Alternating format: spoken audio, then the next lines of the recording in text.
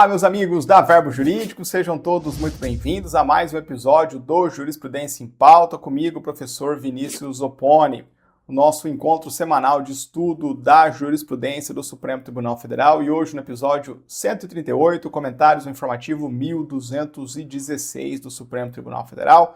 Um informativo bem bacana, meus caros, 3 julgamentos, todos importantes, vamos ver, claro, todos ao longo desse nosso encontro. Lembrando sempre que a proposta da nossa aula é diferente das demais, né? A gente está aqui para trabalhar de uma maneira um pouco mais aprofundada, um pouco mais empenhada no estudo do tema subjacente àquele julgado enfrentado pelo Supremo Tribunal Federal.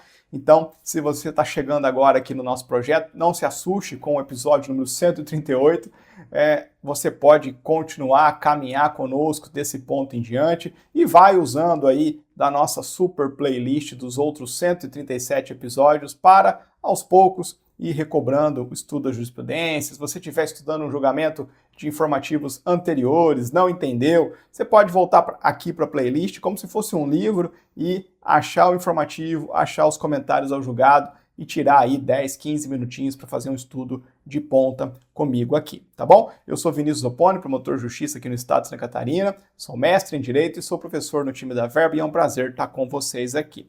Turminha, vamos lá? Redes sociais à disposição de vocês, qualquer dúvida, reclamação, indignação, você já sabe onde me encontrar. Vamos seguir então para o nosso episódio 138, comentários no informativo 1216 do Supremo Tribunal Federal. Na tela, começando com o primeiro julgado, ADI 7836. ADI 7836, um julgado bastante rico para direito constitucional, mas que também pode dar uma boa questão de direito civil e até mesmo, em concursos que caem, evidentemente, direito econômico, tá bom? Uma ADI lá do Distrito Federal, objeto dessa ADI é a Lei 7686 de 2025 do Distrito Federal. E olha o objeto dessa lei. Ela foi mexer num assunto bem cotidiano nosso, né? Eu, por exemplo, moro aqui num apartamento, num prédio aqui em Florianópolis. Uma lei que versa sobre portaria virtual ou portaria remota em condomínios. Você sabe o que é isso, né? Portaria virtual, portaria remota é um modelo de segurança em que o controle de acesso do condomínio é feito à distância por uma central de vídeo monitoramento sem necessariamente a presença de um porteiro fisicamente ali na guarita, na entrada do prédio. Então, aqui na minha casa tem o porteiro lá das 7 às 7, né? E nesse outro período é uma portaria virtual. A visita ou quem queira aperta o botãozinho lá embaixo, alguém numa central atende, a pessoa se apresenta, essa pessoa da central liga no apartamento e aí a gente vê quem que é e libera o acesso lá embaixo, né? E aí passa pelas portas para entrar no condomínio.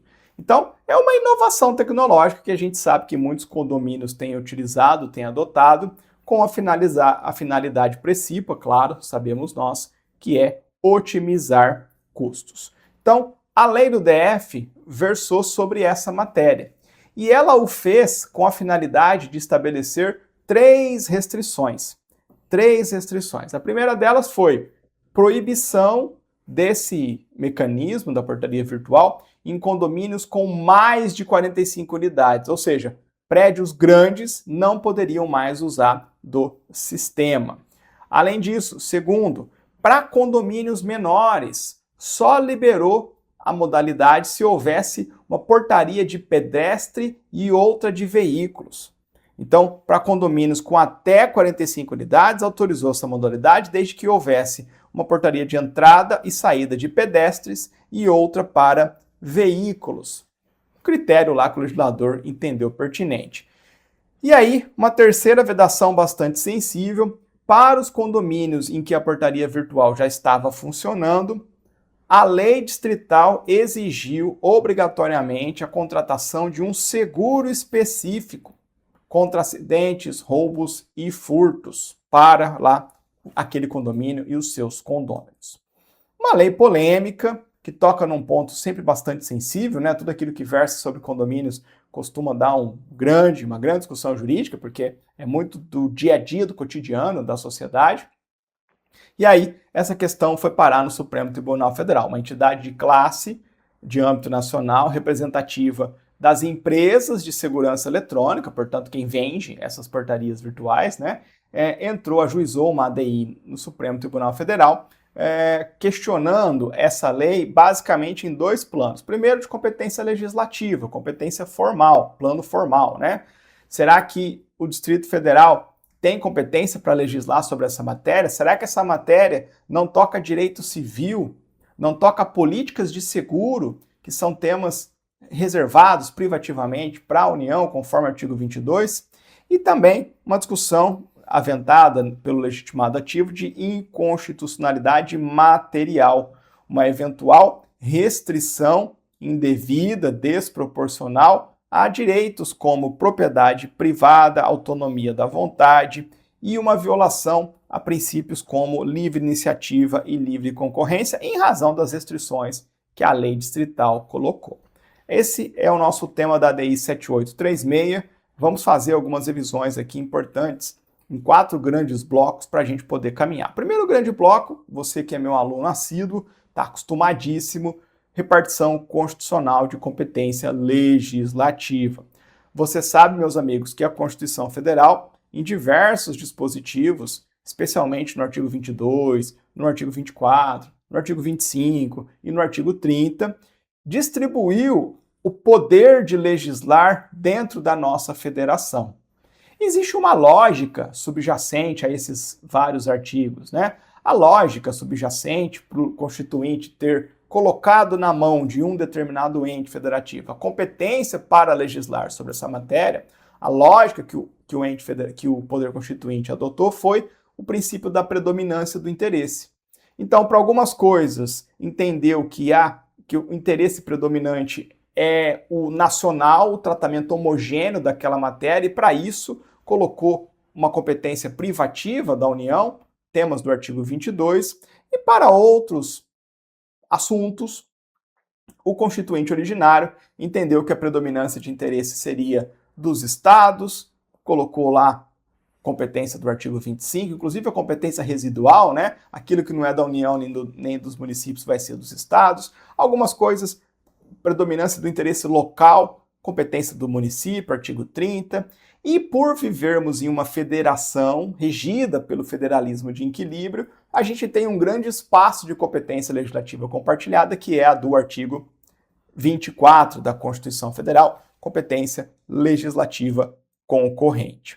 Na teoria, tudo lindo, na prática, nem tanto. Você sabe que é muito comum que o Supremo Tribunal Federal julgue discussões sobre repartição de competência legislativa. É uma lei federal que alguém acha que está invadindo a competência do Estado, é uma lei do Estado em que alguém acha que está invadindo a competência da União, é uma lei do município que alguém acha que está invadindo a competência do Estado, e assim sucessivamente.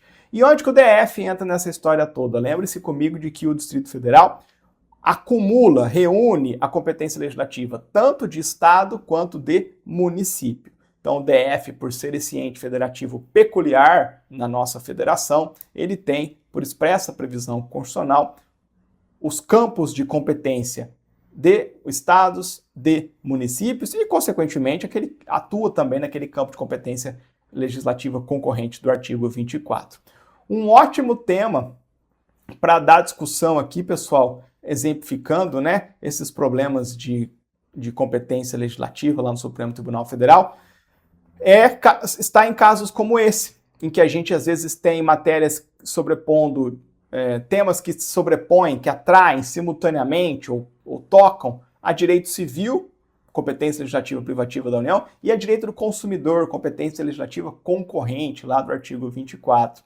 Então, meus caros, a gente tem essa discussão muito recorrente no Supremo Tribunal Federal, e todas essas discussões orbitam a seguinte pergunta. Tá, quando eu quero legislar sobre o tema X, como é que eu faço para saber de quem é a competência para legislar sobre esse tema X? O Supremo diz o seguinte, a gente tem que ir em busca da natureza da norma, do conteúdo material da norma. Então, é o conteúdo material da norma que vai informar o regime jurídico, a regra de competência subjacente. Por isso que a gente entra num grande casuísmo, a gente vai ter que pôr a mão na lei discutida no Supremo e ver, depurar o seu conteúdo, a sua natureza e ver qual é a sua essência para conectar numa determinada regra de competência legislativa. E para esse nosso caso aqui, importa revisar especialmente duas hipóteses lá do artigo 22 da Constituição Federal, já dando um spoiler aqui para vocês do que vai ser o desfecho desse julgamento, né? Primeira regra de competência privativa da União para legislar sobre direito civil. O Constituinte originário entendeu que, pela sensibilidade da matéria própria do direito civil e pela necessidade de uma uniformização das relações jurídico-civis em todo o território nacional, essa competência deveria ser concentrada na União.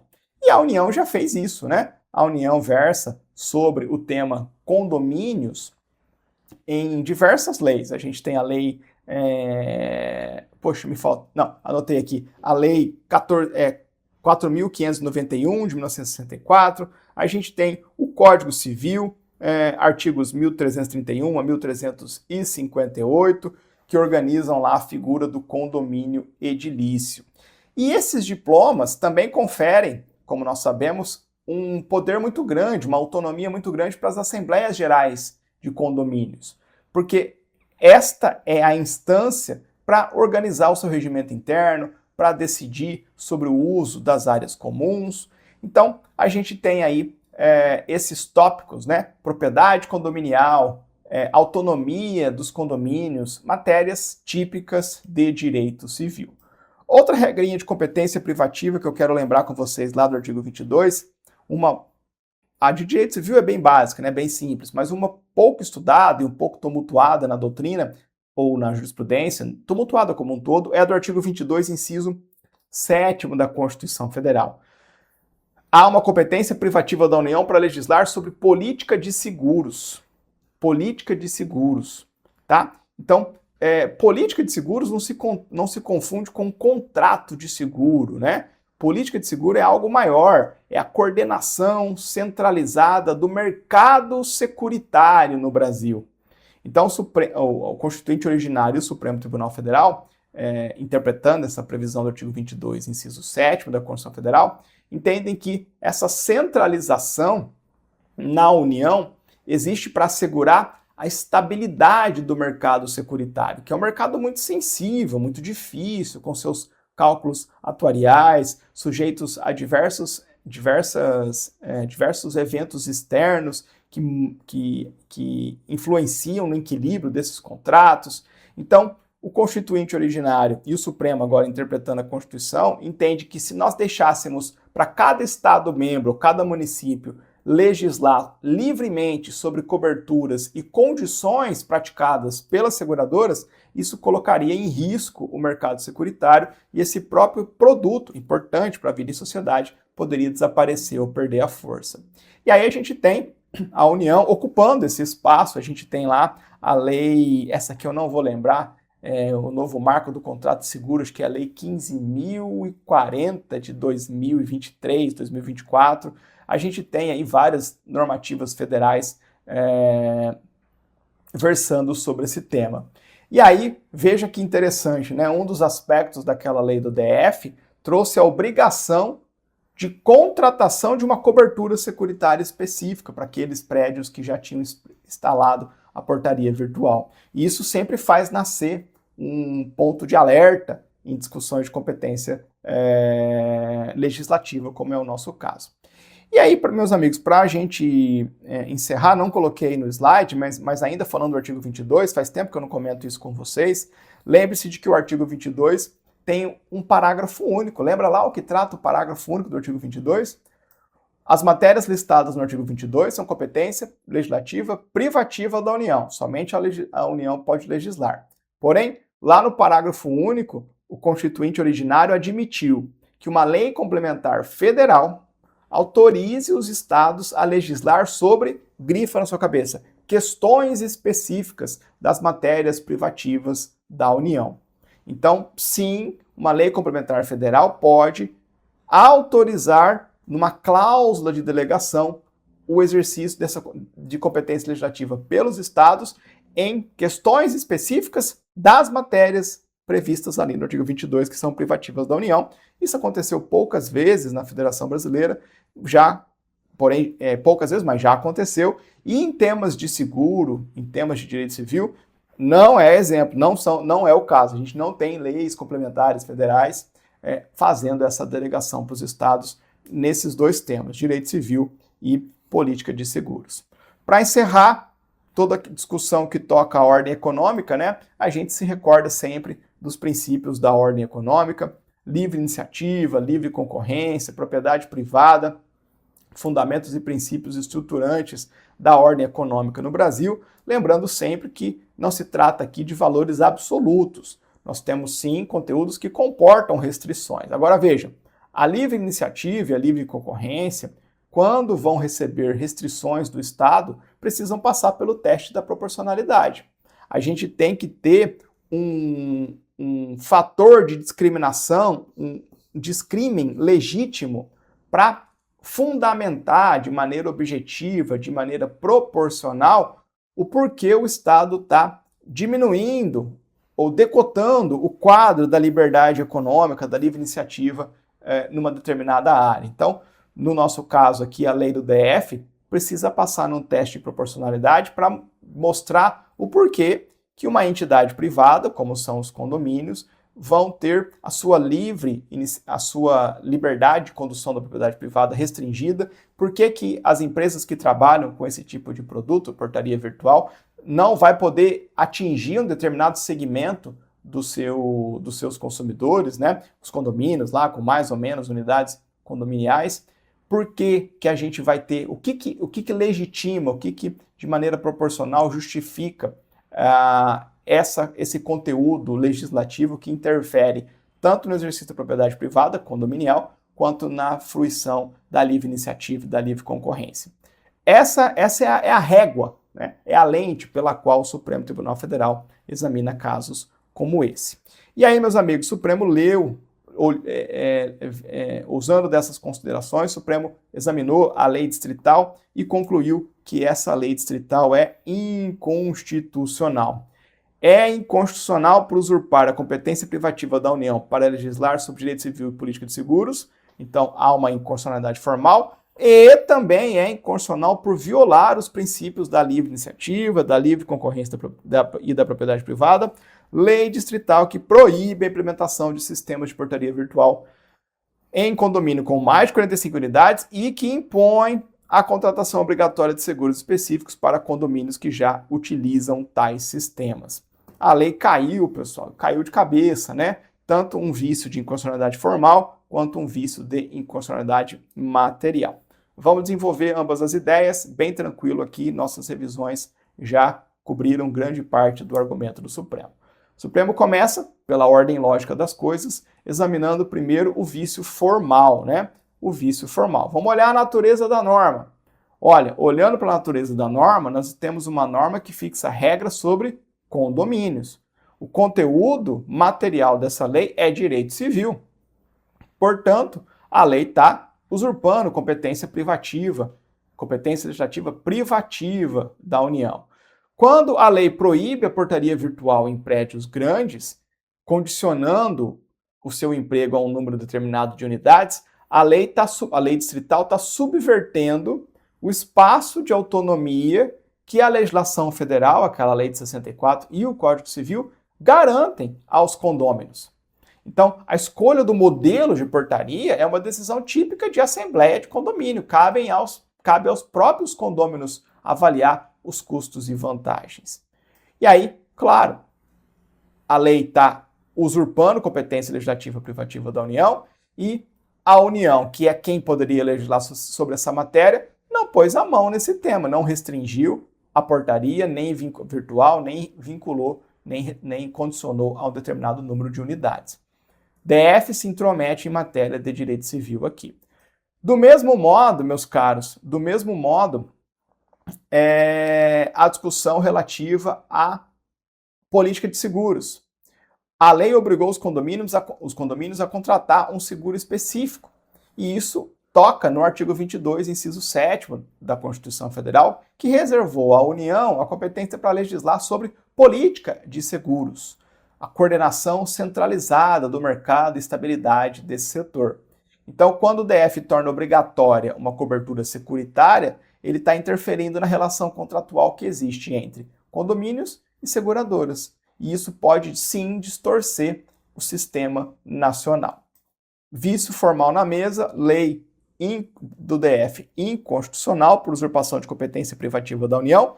De todo modo, o Supremo poderia ter parado aqui, não quis, avançou para reconhecer também a inconstitucionalidade material, agora sob a lente da ordem econômica.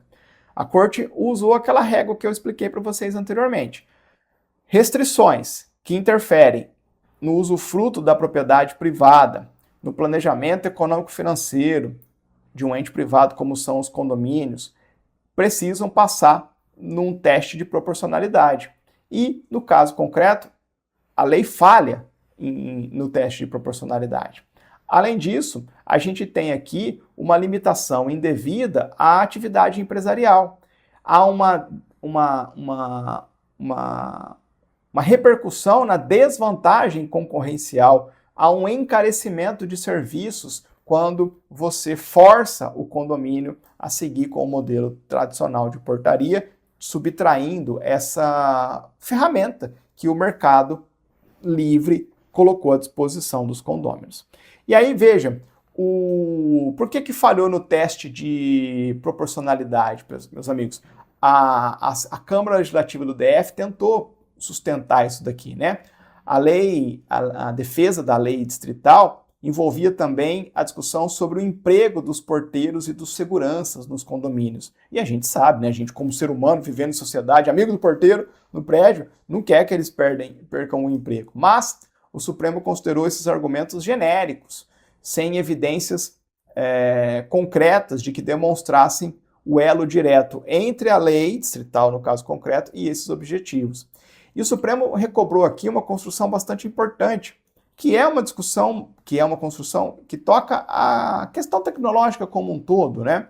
O Supremo disse que o exercício de uma profissão não pode ser um obstáculo intransponível à adoção de novas tecnologias.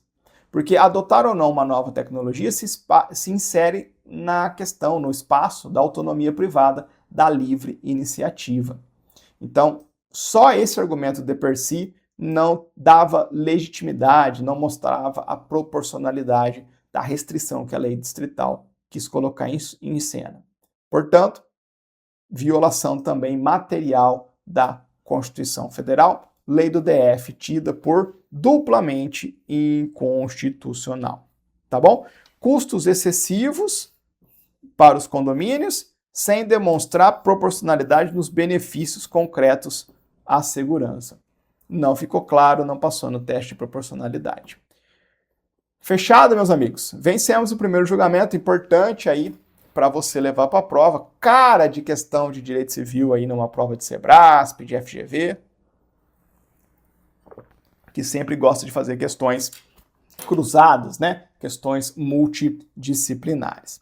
Vamos seguir ADI 7847, julgado importante para direito constitucional, mas que dialoga também com direitos da criança e do adolescente, e eu vejo isso aqui possivelmente até mesmo num concurso, numa prova de direitos humanos, por uma carreira jurídica, que essa matéria é cobrada com mais ênfase.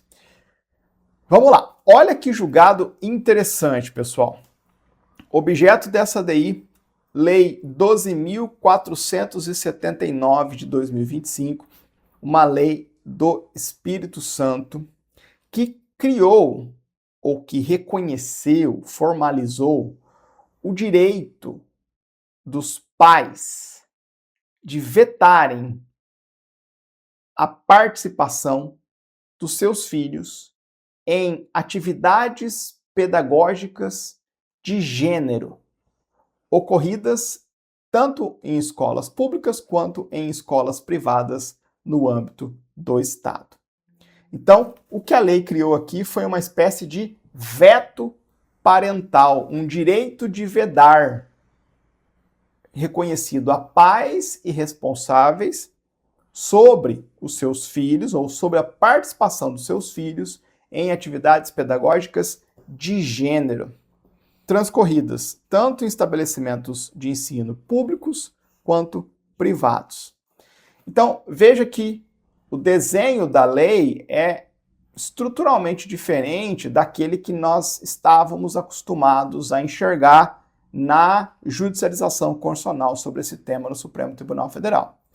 Até então, nós estávamos vendo, nós já vimos aqui no Jurisprudência em Pauta, inclusive, né, o Supremo Tribunal Federal examinando leis municipais, leis estaduais, que, com todas as letras, proibiam, vedavam assuntos, conteúdos associados a gênero, a orientação sexual, a população LGBT no âmbito das escolas.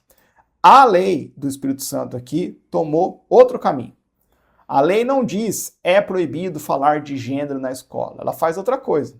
Ela define atividades pedagógicas de gênero como aquelas que versam sobre identidade de gênero, orientação sexual, diversidade sexual e igualdade de gênero e diz, olha, atividades pedagógicas com esses conteúdos, sobre elas, os pais vão ter o poder de vetar a participação dos seus filhos. E aí, para operacionalizar esse direito de veto, que a lei está criando para os pais, a lei obriga as escolas a avisar antes os pais que esse conteúdo vai ser ministrado, sob pena de responsabilidade civil e penal, e exige dos pais a manifestação por escrito, concordando ou não, e responsabiliza a instituição de ensino por cumprir com a vontade exteriorizada pelos pais. Então é um outro desenho que acaba redundando numa solução, num tratamento normativo diferente daquele que a gente já havia visto o Supremo trabalhar. Quem ajuiza essa ação aqui, meus caros, foram entidades de classe de âmbito nacional. Mais uma vez, a legitimidade ativa lá do artigo 103, inciso 9 da Constituição Federal, aquela mais polêmica, né? E essa legitimidade sempre dá pano para manga sobre legitimidade, sobre o cabimento no caso concreto. E a gente vai ver essa discussão logo na sequência. Problema constitucional, questões constitucionais aqui. Novamente, em dois planos. Primeiro plano formal, competência legislativa privativa da União para legislar sobre diretrizes e bases da educação nacional, versus competência concorrente suplementar dos estados para legislar sobre educação. Aquele antagonismo típico que a gente tem em leis que versam sobre educação. De um lado, competência privativa da União para legislar sobre diretrizes e bases da educação nacional, artigo 22, inciso 24. De outro lado, competência legislativa concorrente suplementar dos estados para versar sobre educação, artigo 24, inciso 9 da Constituição Federal. Ao lado da discussão de inconstitucionalidade formal, também uma discussão de inconstitucionalidade material. Será que esse mecanismo de veto não esbarraria, não redundaria também numa violação à igualdade sob o ponto de vista material, à liberdade de expressão no âmbito das escolas, a vedação à censura, o pluralismo na forma de conduzir o processo educacional de crianças e adolescentes, enfim, a gente tem aí também tudo isso temperado pela discussão importante sobre o papel da família na educação de crianças e adolescentes. Julgado difícil, meus amigos, sob o ponto de vista constitucional, vou deixar aí 4 revisões rápidas para vocês, para a gente poder caminhar para o mérito do nosso julgamento. Primeiro bloco de revisão é competência legislativa. Competência legislativa em matéria de educação. Já expliquei isso aqui no Jurisprudência em Pauta várias vezes, né? Quando você lê a Constituição Federal, lá no artigo 22, inciso 24, você vê: compete privativamente à União legislar sobre diretrizes e bases da educação nacional. E aí, quando você vai lá para o artigo 24, competência legislativa concorrente entre União, Estados e DF, você encontra no inciso 9, educação e ensino. E aí você fala, pô, peraí, como é que funciona isso aqui? Competência privativa da União para legislar sobre diretrizes e bases da educação nacional E lá no artigo 24, competência concorrente, eu sei que a União edita lei federal de normas gerais e o Estado edita uma lei local, uma lei estadual, para suplementar a lei federal naquilo que for do interesse no nível estadual. E nesse artigo 24 a gente tem educação e ensino. Como é que isso funciona? Bons autores de direito constitucional dizem que o constituinte originário comeu bronha aqui, pessoal. Veja, quando você coloca uma competência privativa, quando você escreve uma competência privativa e emprega expressões como diretrizes e bases da educação nacional, você, na prática, está tratando como de competência privativa o tratamento normativo geral daquela matéria. Então, o próprio professor José Afonso da Silva diz o seguinte: o artigo 22, quando coloca na mão da União a competência privativa para legislar sobre diretrizes e bases da educação nacional, e quando coloca na mão da União a competência para editar normas gerais sobre educação e ensino, na prática, está fazendo a mesma coisa por dois caminhos diferentes. O que o Constituinte está dizendo? Tanto pela lógica do 22 quanto pela lógica da 24. O núcleo estruturante sobre educação nacional cabe à União e aos estados vai caber a suplementação de acordo com as suas peculiaridades locais. Isso acontece também no artigo 22, por exemplo, quando a gente vai ter uma previsão que vai falar sobre normas gerais de licitação e contratos. A doutrina mais atual de constitucional olha para essa técnica legislativa do artigo 22 e diz, colocasse isso no artigo 24, porque de nada adianta a gente conferir competência legislativa privativa da União para uma matéria, e quando a gente olha para aquela matéria, é para regrar sobre ela apenas a título de normas gerais, diretrizes, referências básicas. Isso aí é norma geral. E quando for para fazer essa construção, o espaço para essa construção é o 24, competência legislativa concorrente. Norma geral na mão da União, estados e DF com competência legislativa suplementar. De todo modo, não dá para ser mais realista que o rei. Em matéria de educação, você tem que ter sempre na sua cabeça essa dupla previsão do 22 e do 24. Tranquilo? O ponto-chave aqui está em reconhecer que a União legisla sobre o núcleo estruturante da educação nacional e estados avançam para complementar, para adaptar, mas sem nunca criar uma norma específica em descompasso, violando a norma nacional. E aí a gente chega, meus caros, na lei de diretrizes e bases da educação nacional, a famosa lei 93, 94, 96, que é prevista em vários editais para carreiras jurídicas, né? Essa lei, meus caros, é basicamente a lei federal de normas gerais, em que a União exercita essa sua competência privativa do 22 e essa competência legislativa concorrente para normas gerais do artigo 24. E aí, o importante é entender que a LDB, quando versa sobre educação, quando ela define educação, ela reconhece que isso é um direito de crianças e adolescentes e o correspondente dever a lei confere ao Estado e também à família. Então, já no artigo 2º, nós temos uma alusão à família. Família e Estados juntos são responsáveis pelo dever de prover a educação de crianças e adolescentes.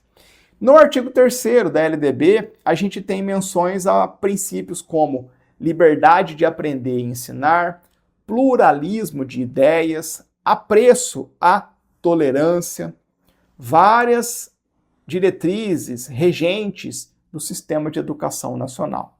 E, por fim, a gente vai encontrar aí em dispositivos esparsos da LDB regras ou disposições que reconhecem uma autonomia para as escolas no que toca às suas propostas pedagógicas. A escola tem autonomia para a sua proposta pedagógica, mas existe um fio condutor para todas as escolas no Brasil, que é justamente a Base Nacional Comum Curricular, ou a Base Nacional Curricular Comum, prevista no artigo 26. Então, existe um núcleo comum de proposta pedagógica que vale para todo o país, e isso vai ser depois acoplado pelas propostas pedagógicas que cada escola, de acordo com a sua autonomia, vai desenvolver. Tranquilo? Vamos caminhar agora, pessoal. Vamos mudar um pouquinho de de tema, né? Quero falar agora da legitimidade ativa de entidades de classe de âmbito nacional, previsão do artigo 103, inciso 9 da Constituição Federal. Eu costumo dizer para vocês que do rol de... Lembra comigo? O artigo 103 da Constituição Federal fixa o rol de legitimados ativos para a propositura da ação direta de inconstitucionalidade e da ação declaratória de constitucionalidade. Esse mesmo rol acaba sendo empregado para a DPF, né, por força da Lei 9882 de 1999, e esse rol, composto por 9 incisos, tem algumas construções importantes você levar para a prova. Porém, desse rol de incisos de legitimados ativos, de longe, o mais debatido, aquele que mais dá pano para manga no Supremo Tribunal Federal, é o do 103, inciso 9, que fala da legitimidade ativa de entidades de classe de âmbito nacional. E o Supremo Tribunal Federal tem uma jurisprudência bastante consolidada, por meio da qual se exigem 3 condicionantes, 3 condições para que uma entidade de classe possa ganhar o carimbo que lhe habilite a provocar o Supremo Tribunal Federal no exercício dessa jurisdição constitucional concentrada, abstrata, por meio de ADI, ADC e ADPF. Esses requisitos são, primeiro, a homogeneidade entre os membros dessa entidade de classe, então não pode juntar ali dentro grupos de perfis econômicos, profissionais que sejam diferentes, tem que ter uma homogeneidade entre os membros. Ainda, ela tem que ser representativa da categoria em sua totalidade,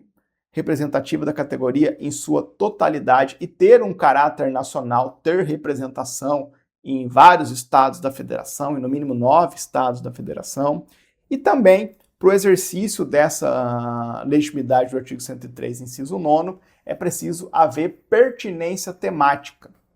Então, sempre que a entidade de classe quiser ir a juízo para bater na Lei X, para discutir no Supremo Tribunal Federal a Lei X, é preciso que ela demonstre que o teor da norma impugnada toca aos objetivos dessa instituição, dessa entidade de classe de âmbito nacional.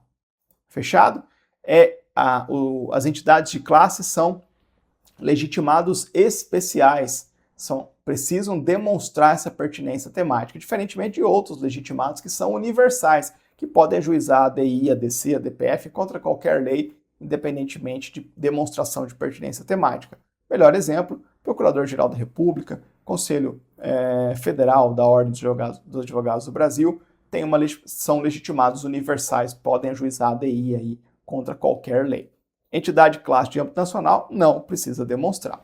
Ponto importante aqui é o requisito da representatividade da categoria como um todo, né? E sua presença no âmbito nacional. Muitas vezes o Supremo Tribunal Federal nega a legitimidade para uma entidade de classe porque ela não representa a categoria como um todo, ela representa apenas uma parcela daquela categoria e essa fragmentação da representação tira a legitimidade da entidade de classe, ainda que ela seja de âmbito nacional. Para encerrar agora nossa última revisão, quero recobrar com vocês o entendimento do Supremo Tribunal Federal sobre essa discussão, né, de direitos fundamentais do âmbito escolar, essa discussão sobre leis que vedavam ou que vedam a abordagem de gênero e orientação sexual nas escolas. Disse para vocês que a lei do Espírito Santo, objeto dessa DI 7847, é uma lei diferente daquelas que a gente já havia visto o Supremo julgar. E o que eu quero recobrar com vocês aqui é qual é o entendimento do Supremo sobre aquele outro perfil de lei. Então, a gente já viu o Supremo Tribunal Federal julgando leis estaduais e leis municipais que textualmente vedavam a abordagem de gênero e orientação sexual nas escolas. E o Supremo Tribunal Federal, nesses julgamentos, reconheceu tanto a inconstitucionalidade formal quanto a inconstitucionalidade material dessas leis vedatórias desse conteúdo. Inconstitucionalidade formal, violação da competência legislativa e privativa da União para legislar sobre diretrizes e bases de educação nacional. Inconstitucionalidade material, violação aqui, de acordo com o Supremo Tribunal Federal, dos princípios da igualdade, da não discriminação, da liberdade de expressão, pluralismo pedagógico, lá do artigo 206 da Constituição Federal. Moral da história, várias discussões do Supremo Tribunal Federal, todas caindo no mesmo entendimento, inconstitucionalidade dessas leis. Agora, a lei do Espírito Santo é diferente. Ela não proibiu a escola de ensinar o conteúdo, mas ela deu aos pais o poder de retirar o filho da exposição a esse conteúdo. A técnica legislativa mudou. Agora, vamos ver o entendimento do Supremo. Será que mudou? Sim ou não? Não. O Supremo entendeu que esse perfil de lei estadual também é inconstitucional. Em síntese, pelos mesmos fundamentos, tanto por invadir a competência privativa da União para legislar sobre diretrizes e bases da educação nacional, quanto por instituir uma restrição indevida ao conteúdo pedagógico, a lei estadual que assegura assegura a pais responsáveis o direito de vedar a participação de filhos ou dependentes em atividades pedagógicas relacionadas a gênero em instituições de ensino públicas e privadas. Veja, meus amigos, antes da gente entrar no mérito, vamos valorizar o passe aqui, vamos estudar rapidamente, né, um pouquinho da legitimidade ativa lá. O informativo é curto, a gente está aí já chegando na metade da aula, estamos vencendo o nosso penúltimo julgamento, né, apenas 3 julgamentos, então vamos com calma aqui, vamos fazer valer a minha hora-aula, que eu ganho muito bem aqui pela Verbo, felizmente, para te entregar um conteúdo com calma, concatenado, com atenção, com carinho, com respeito aí ao seu investimento de tempo conosco aqui na Verbo. Então vamos lá. Antes de ver o mérito, um ponto preliminar que eu quero explorar desse informativo aqui com vocês. Veja, lembra lá da legitimidade ativa das entidades de classe de âmbito nacional, né? Lembra que o Supremo Tribunal Federal tem uma jurisprudência consolidada no sentido de exigir 3 condições para essas entidades de classe de âmbito nacional. O Supremo Tribunal Federal vem e aplica exatamente esse entendimento no nosso caso concreto. A ADI foi ajuizada por uma série de entidades associadas ao movimento LGBT. Daí a Corte reconheceu que a legitimidade dessas entidades, a legitimidade da maioria dessas entidades, preenchiam aquelas 3 condições, aqueles 3 requisitos. Homogeneidade dos membros, representatividade nacional de uma categoria na sua totalidade e pertinência temática. Agora, para uma específica entidade, o Supremo não reconheceu a legitimidade. A entidade aqui na hipótese, eu anotei o nome, chama Fórum Nacional de Travestis e Transsexuais Negros. É uma entidade de classe, de âmbito nacional, que tem uma homogeneidade entre seus membros, que tem pertinência temática, mas onde há o problema na legitimidade? O problema está que essa é uma entidade representativa de uma parcela do grupo, porque é uma entidade que toca aos interesses de travestis e transexuais negros. E, portanto, a gente tem aí um fracionamento do grupo que prejudica aquele segundo requisito, representatividade de uma categoria na sua totalidade com caráter nacional. Houve uma fragmentação aqui, uma fragmentação, uma divisão do grupo, quando a gente está falando apenas de uma entidade que agrega travestis e transexuais negros. Houve aí a fragmentação. Por esse motivo, em relação especificamente a essa entidade, que eu estou pensando aqui, evidentemente, apenas pelo efeito pedagógico, né, da gente ver o Supremo aplicando a sua jurisprudência, o Supremo deixou de conhecer não conheceu da ADI, não reconheceu a legitimidade da ADI, não reconheceu a legitimidade dessa autora para a ADI, mas como a ADI foi subscrita por diversas outras entidades com legitimidade reconhecida, o Supremo conhece da ação, julga o mérito e no mérito enxerga 2 inconstitucionalidades, tanto a formal, vício de competência, quanto a material, violação de direitos fundamentais. Vamos lá, vício formal. Estamos bem tranquilo aqui, pessoal. A discussão é: a técnica do veto parental muda alguma coisa no desenho da competência legislativa dessa matéria? Resposta do Supremo: não muda nada. Não muda nada. O Supremo disse, a lei do Espírito Santo é sim uma lei diferente das anteriores, porque ela não proíbe diretamente o conteúdo, mas ela transferiu aos pais o direito de veto individual. E aí essa mudança de forma não altera o resultado. O efeito prático continua sendo o mesmo. Um mecanismo que permite excluir do conteúdo transmitido numa escola lá do Espírito Santo um tópico que integra o currículo nacional. Então, a gente tem aqui a mesma lógica de competência que a gente revisou lá atrás. A União fixa diretriz e base da educação nacional, competência privativa. A União fixa normas gerais de educação, competência legislativa concorrente. Os estados podem suplementar a legislação federal de acordo com suas peculiaridades locais. Porém, suplementar não é criar norma em descompasso com a lei nacional. E foi isso que o Supremo viu aqui. Quando a lei do Espírito Santo assegura veto parental, impondo à escola o dever de informar que vai ministrar aquela atividade pedagógica sob pena de responsabilização, o legislador estadual está ultrapassando a suplementação própria do campo de competência do Estado e está interferindo diretamente na proposta pedagógica, que está tratada pela LDB, dentro da autonomia das escolas, mais Base Nacional Curricular.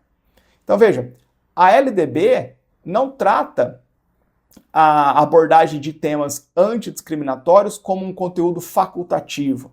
Temas antidiscriminatórios são diretrizes ou integram diretriz curricular nacional. É diferente de ensino religioso. Ensino religioso é diferente, né? Ensino religioso é matéria de matrícula, é disciplina de matrícula facultativa, a própria Constituição assim o prevê. Aqui não. Aqui, conteúdos antidiscriminatórios integram o núcleo comum da matriz curricular brasileira, fruto do exercício dessa competência legislativa privativa da União. E aí, mediante veto parental, a lei estadual está tornando essa frequência, nesse tipo de aula, opcional. E isso fragiliza a uniformidade das diretrizes nacionais. Isso, por consequência, derrui, aplaca, dilui, viola a inconstitucionalidade, a regra de competência legislativa privativa da União para legislar sobre essa matéria. Inconstitucionalidade formal por invasão de competência do artigo 22, inciso 24 da Constituição Federal. Superado o vício formal, o Supremo poderia ter parado aqui, não o quis, deu um passo adiante, reconheceu também vício de inconstitucionalidade material. E aí o Supremo recobra toda a sua visão sobre direito à educação. A educação, na leitura do Supremo, carrega em si, né, um dever estatal. O dever estatal de capacitar todas as pessoas a participar de uma sociedade livre, justa, igualitária, com promoção da igualdade, da dignidade, da não discriminação. Então, o Supremo olha para o direito à educação e para a atividade estatal correlata nos seguintes termos: a instrução não é neutra e abstrata. Ela é também uma atividade voltada à formação e à convivência democrática e plural. É a leitura que o Supremo Tribunal Federal faz do direito à educação e da atividade do Estado que cumpre com esse direito constitucional. Então, por essa lente, que é o que o Supremo consagra, proibições genéricas a conteúdos de gênero, como tínhamos anteriormente, são inconstitucionais.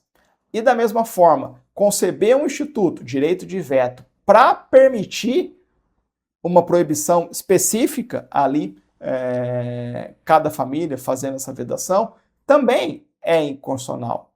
Ambas as técnicas variam, mas o resultado é o mesmo. Colisão com liberdade de expressão, vedação à censura, pluralismo pedagógico, violação ao princípio da igualdade, contrariedade ao valor da promoção do bem de todos. Enfim, a gente tem aqui o Supremo Tribunal Federal enxergando uma inconstitucionalidade também por intermédio desse instituto. E aí, meus amigos, a gente tem aquela discussão. Tá, mas e o poder familiar? O pai e a mãe não vão ter o direito de vedar esse conteúdo? E aí, esse é um ponto absolutamente sensível, né? E eu falando aqui na condição de pai, eu sei que esse é um ponto sensível.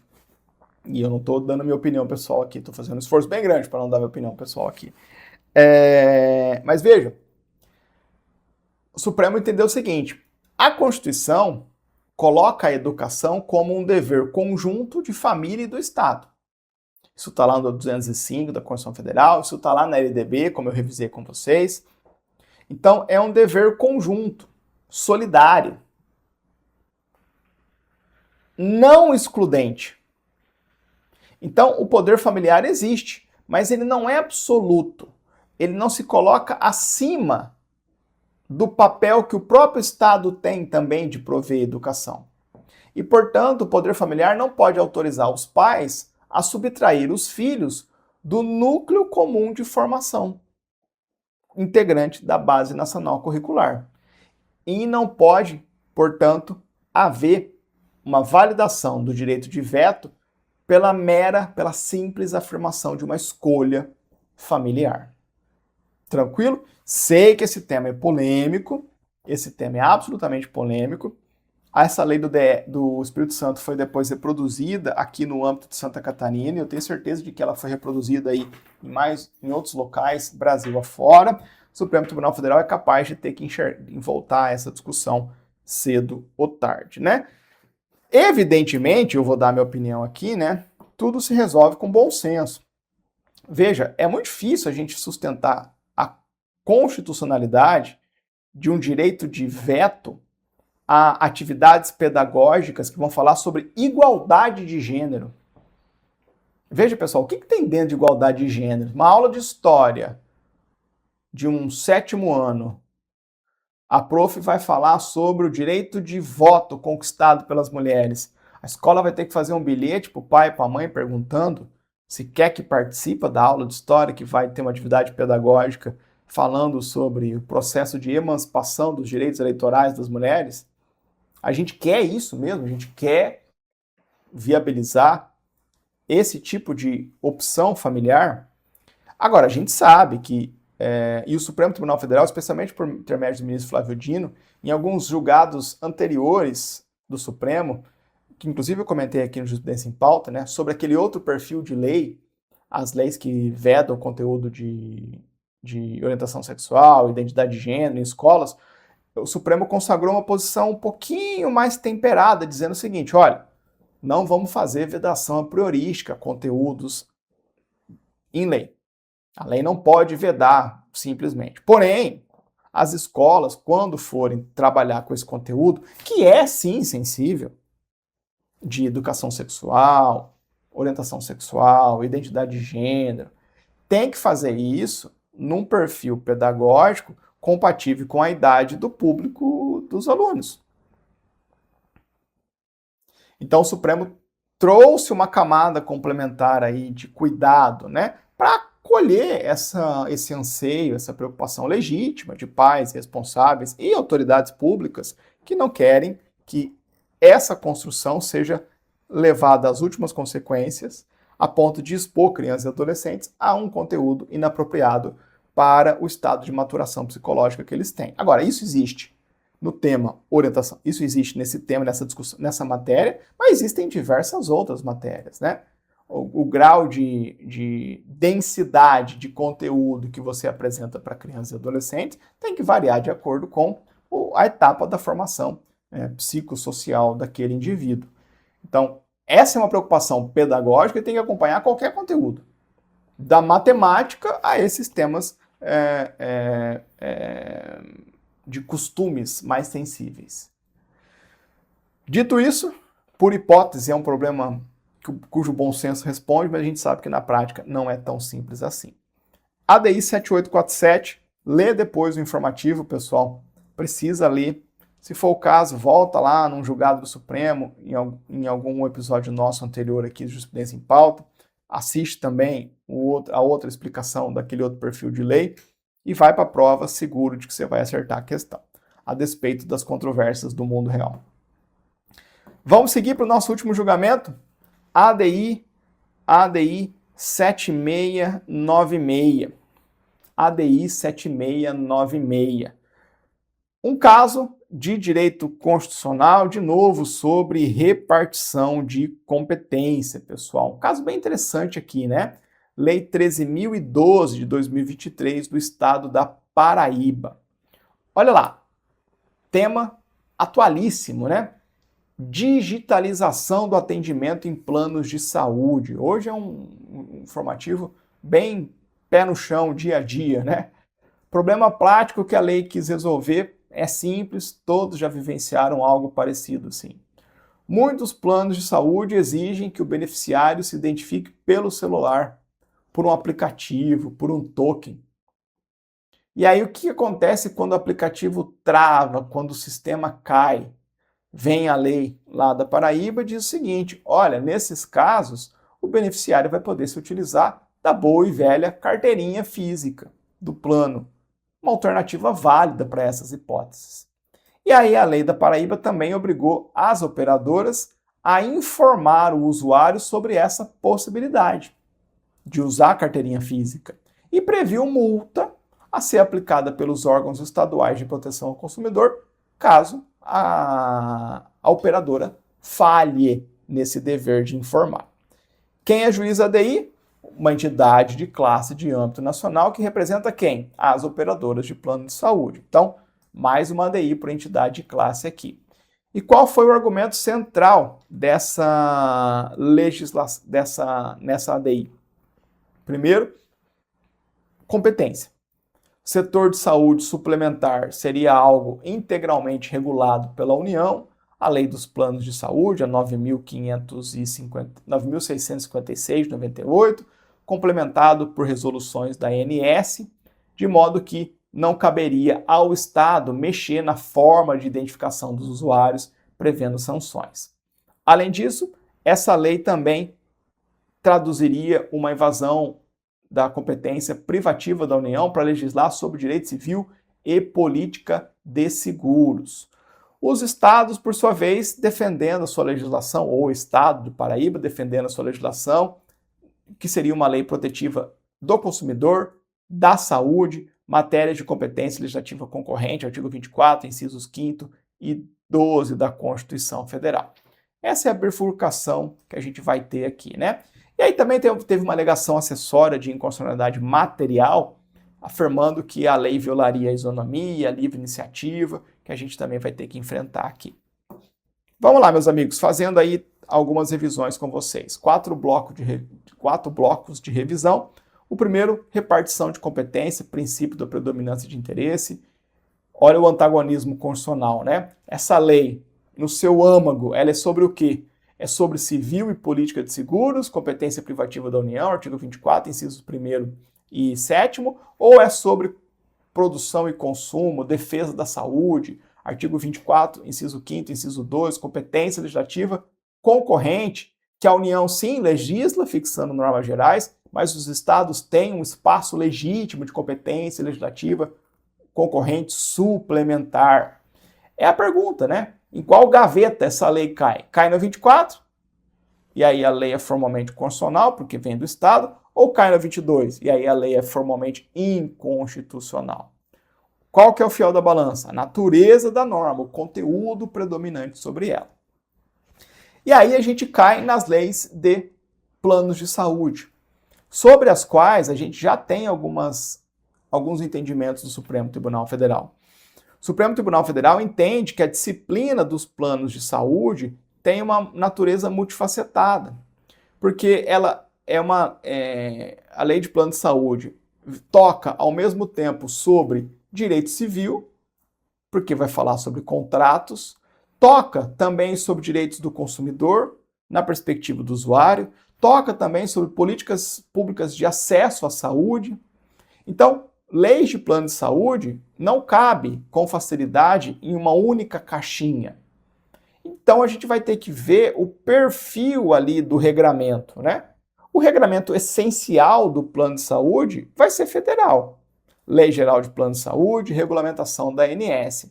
Agora, a gente não pode negar que a relação de consumo que orbita os planos de saúde também vai comportar um mínimo de legislação suplementar por parte dos estados.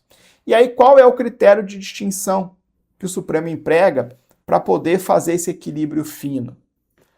O divisor de águas é o seguinte: olha, se a norma estadual interferir na estrutura do contrato do plano de saúde, alterar o equilíbrio atuarial do plano de saúde, isso aqui não pode. Lei estadual que toca a estrutura do contrato do plano de saúde, que toca ao equilíbrio atuarial do plano de saúde, isso aqui o Estado não pode mexer. Aqui a gente tem competência privativa da União. Porque senão você vai ter, imagina, uma mesma operadora de plano de saúde trabalhando no Brasil afora, tendo contratos diferentes, em lógicas atuariais diferentes, porque o legislador do estado, de cada estado, trata a matéria de uma forma. Não dá. Aí quebra a uniformidade do direito civil, da política de seguros, que está revestindo aqui um plano de saúde. Agora, se a lei estadual quiser apenas reforçar a proteção ao consumidor e o acesso à saúde, sem desbordar das normas gerais que a União fixou, a lei é válida. A lei estadual é válida. Então, o limite é esse aqui, né? O limite é esse aqui. Tem um julgado interessante que a gente estudou no informativo 1188, isso. Uma lei estadual lá do Mato Grosso do Sul, que versava sobre a inclusão automática do recém-nascido no plano de saúde da mãe. Lembra dessa lei? Depois você vê o informativo e vê o nosso episódio, informativo 1188. E aí, o Supremo entendeu que essa lei era inconstitucional, essa lei estadual era inconstitucional quando determinava a inclusão automática do recém-nascido, porque ela mexia na lógica do contrato, na estrutura do contrato, na lógica atuarial, e também porque já tinha uma normativa federal que fazia a garantia do direito do recém-nascido. Tem uma regrinha lá de resoluções da ANS que faz essa construção. Então, nesse ponto, a lei estadual era inconstitucional. Agora, a lei estadual também fixava o dever do plano de saúde informar o prazo de inscrição do filho recém-nascido no plano de saúde da mãe, de modo que, se for feita a inscrição nesse prazo, ele não teria carência, teria isenção de carência. E aí, esse ponto da lei estadual, o Supremo disse que é constitucional, porque é um aspecto da lei estadual que está reforçando o direito à informação do consumidor. Então, veja, a gente já teve julgamentos, né, com esse perfil no Supremo Tribunal Federal, usando essa métrica, essa distinção. Então, não é porque versa sobre o plano de saúde que a lei estadual vai ser sempre constitucional ou sempre inconstitucional. Não, vai ter que ver qual é a camada normativa que a lei estadual acopla na ambiência do plano de saúde. Se tocar ao contrato, lógica atuarial, lei estadual inconstitucional, viola, usurpa a competência privativa da União. Agora, se a lei estadual amplificar, densificar o direito à proteção ao consumidor, essa lei estadual vai ser constitucional. Tranquilo? Fechado? E aí, para encerrar, meus amigos, a última revisão aqui, né? A defesa do consumidor como direito fundamental e princípio da ordem econômica. Lembrar comigo, direito fundamental, a defesa do consumidor, artigo 5º, inciso 32. Direito do consumidor, defesa do consumidor também é princípio da ordem econômica, artigo 170, inciso 5º da Constituição Federal. E aí, a gente tem que lembrar que o Sistema Nacional de Defesa do Consumidor tem uma aplicação toda descentralizada e cooperativa. A gente tem aí a defesa do consumidor no âmbito da União, no âmbito dos estados e no âmbito dos municípios. E a ideia aqui, meus caros, é a seguinte: o princípio da isonomia que rege o Estado brasileiro, né, ele não vai exigir uma uniformidade absoluta no território nacional no que toca à defesa do consumidor. Senão a gente não teria nunca legislação estadual sobre defesa do consumidor. Se a gente fosse exigir uniformidade absoluta, o Estado que fosse um pouco mais ativo na proteção ao consumidor e incrementasse o seu regulamento, estaria dando uma proteção diferenciada do restante do Estado, da federação, e aí esse Estado estaria violando a isonomia. Então tem que tomar cuidado aqui, né? O Sistema Nacional de Defesa do Consumidor não exige um tratamento absolutamente uniforme. O que não pode haver é discriminação arbitrária, sem fundamento razoável. Agora, se esse Estado aqui dá um passo para cá e protege o consumidor de maneira mais forte nesse lado, esse outro Estado aqui dá um passo para cá e protege o consumidor de maneira mais enfática num outro ponto, tudo certo por aqui. Tudo certo por aqui. Essas diferenças resultantes do exercício regular da competência legislativa concorrente dos Estados em matéria de consumo faz parte do desenho de uma federação. Tranquilo? Então não vamos esquecer do desenho descentralizado e cooperativo da defesa do consumidor. O Supremo olha para a lei estadual e diz: ela é constitucional. É constitucional a norma estadual que obriga operadores de plano de saúde a disponibilizarem meio físico alternativo de identificação dos usuários quando houver exigência de aplicativo ou token digital, desde que não haja interferência do conteúdo essencial dos contratos, nem alteração do equilíbrio econômico-financeiro das relações securitárias. Julgado bacana, tá? Olha lá.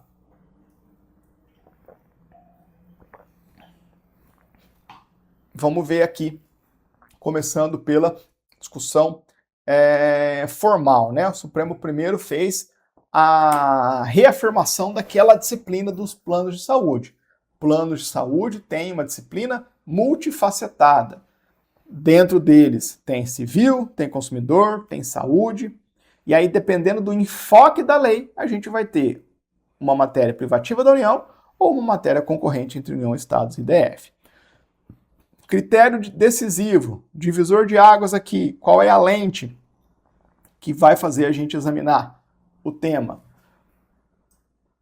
O conteúdo da legislação. Se a norma estadual interferir na estrutura do contrato, alterar o equilíbrio atuarial, norma estadual que invade a competência privativa da União, inconstitucionalidade. Agora, se a lei estadual apenas reforça a proteção ao consumidor, amplifica o acesso à saúde, está no espaço do artigo 24, legislação concorrente sobre o consumidor, defesa da saúde, sem contrariar a lei federal de normas gerais, a atuação do Estado é concorrente, suplementar, legítima. E aí, o Supremo trouxe aqui aquela ADI do Mato Grosso do Sul, que eu mencionei para vocês, como referência, tá? O Supremo aplicou a mesma lógica, a mesma régua aqui. O Supremo disse: a lei aqui da Paraíba não disciplina o conteúdo essencial dos contratos, não altera o regime jurídico dos planos, não interfere no equilíbrio econômico-financeiro. A lei faz algo bem modesto, ela diz assim: olha, se o plano segue um sistema de tecnologia que falha, o beneficiário não vai ficar sem atendimento, ele vai ter a continuidade do acesso por meio por intermédio de um mecanismo alternativo, de um meio alternativo de identificação, que é a carteirinha física. Isso é uma lei estadual que amplifica a proteção do consumidor, que amplifica a efetividade do direito à saúde.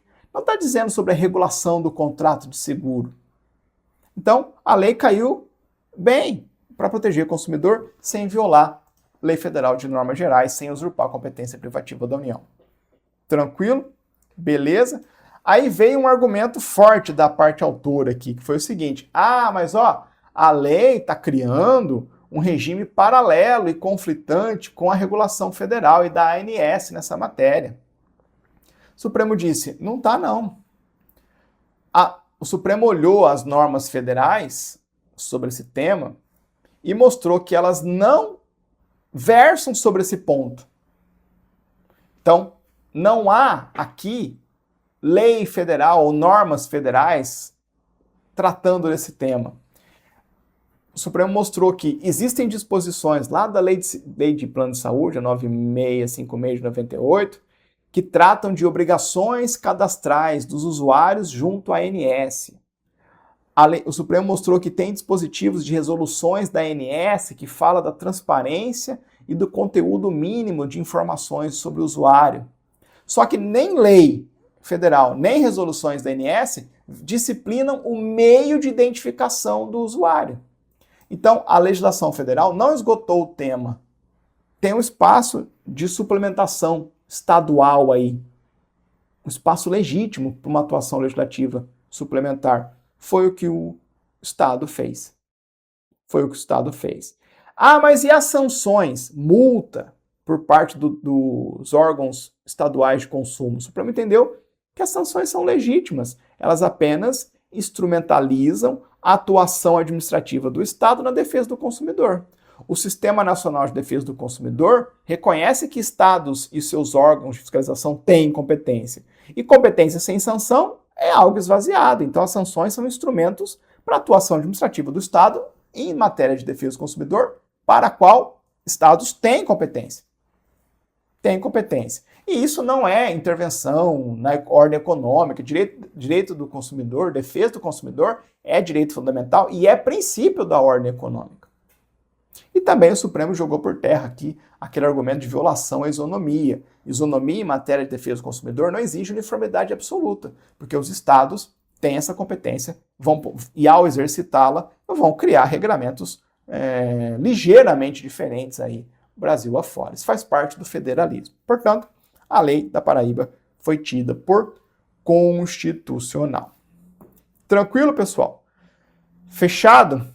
E hoje, com um pouquinho de sobra, né? Considerando-se tanto tempo extra que eu coloquei aí em aulas, praticamente quase todas as aulas, a gente sempre passa de 1h30 minutos.